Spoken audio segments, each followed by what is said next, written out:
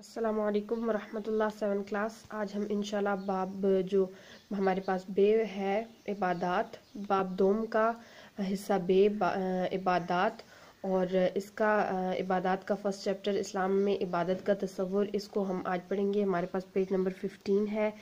اور پہلے ہم نے ایمانیات حصہ الف پڑھا تھا، جس میں ہم نے پڑھا تھا کہ وہ جو ہمارے بنیادی عقائد ہوتے ہیں وہ ایمانیات میں شمار کیے جاتے ہیں. لیکن اب ہم جو ہے عبادات پڑھنے لگے ہیں، تو میں عبادات کا انٹروڈکشن دیتے ہوئے اتنا کہوں گی کہ عبادات سے مراد وہ چیزیں ہیں یا وہ فرائض ہیں جن کی ادائیگی مسلمانوں پر لازم ہوتی ہے، لیکن اس کا جو عبادات کا دائرہ کار ہے یہ بہت زیادہ وسیع ہے.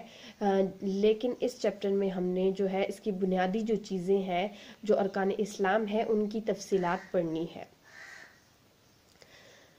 اسلام میں عبادت کا تصور بہت وسیع ہے. اگرچہ اسلام نے نماز، زکوٰۃ، روزہ اور حج کے ذریعے عبادات کا جامع نظام دیا ہے، اس کے علاوہ دیگر اخلاقی، معاشی، معاشرتی تعلیمات پر عمل کرنا اور حقوق العباد کی ادائیگی بھی اللہ تعالیٰ کی عبادت ہے. یعنی کہ جیسے میں نے پہلے بیان کیا تھا، جو عبادات کا تصور ہے وہ بہت جو ہے وہ وسیع ہے، یعنی کہ اس میں بہت سی چیزیں آ جاتی ہیں. اگرچہ کہ ہمیں بنیادی طور پر جو چیزیں بتائی گئی ہیں وہ ارکان اسلام ہی ہیں، یعنی کہ نماز، زکوٰۃ، روزہ اور حج وغیرہ، یہ جو عبادات ہیں یہ ہمیں بنیادی عقائد میں، بنیادی جو عبادات ہیں ان میں بتائی گئی ہیں. لیکن اس کے علاوہ اگر ہم عبادات کو دیکھیں کہ اور کون کون سی چیزیں عبادات میں شامل ہیں، تو ہمیں پتہ چلتا ہے کہ وہ رویہ یا وہ اخلاق جو ہم دوسروں سے اپناتے ہیں وہ بھی، اور ہم معاشرے میں کس طور طریقے سے رہتے ہیں وہ بھی، اور ہم دوسروں کے ساتھ کیسا رویہ رکھتے ہیں. یعنی کہ اگر ہم کسی کی مدد کرتے ہیں، کسی کے غم میں شریک ہوتے ہیں، کسی کی خوشی میں شریک ہوتے ہیں، یہ سب جو چیزیں ہیں یہ بھی کیا کہلاتی ہیں؟ عبادت کہلاتی ہیں. لیکن تب عبادت کہلاتی ہیں جب یہ اسلامی تعلیمات کے مطابق جو ہے ان کو ادا کیا جائے، یعنی کہ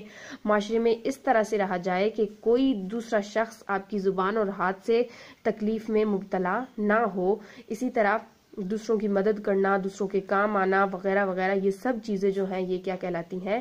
یہ عبادت کہلاتی ہیں. اللہ تعالیٰ نے تو یہاں تک کہہ دیا کہ میں نے انسانوں اور جنوں کو کس لیے پیدا کیا؟ اپنی عبادت کے لیے پیدا کیا. اللہ تعالیٰ نے قرآن مجید میں ارشاد فرمایا، وَمَا خَلَقْتُ الْجِنَّ وَالْإِنسَ إِلَّا لِيَعْبُدُونَ، اور میں نے جنوں اور انسانوں کو اس لیے پیدا کیا ہے کہ میری عبادت کریں. یعنی کہ انسانوں اور جنوں کو پیدا کرنے کا مقصد کیا ہے؟ ان کی پیدائش کا مقصد صرف اور صرف کیا ہے؟ اللہ تعالیٰ کی عبادت کرنا. یہ تھا عبادات کا انٹروڈکشن. لیکن اب ہم دیکھتے ہیں کہ وہ بنیادی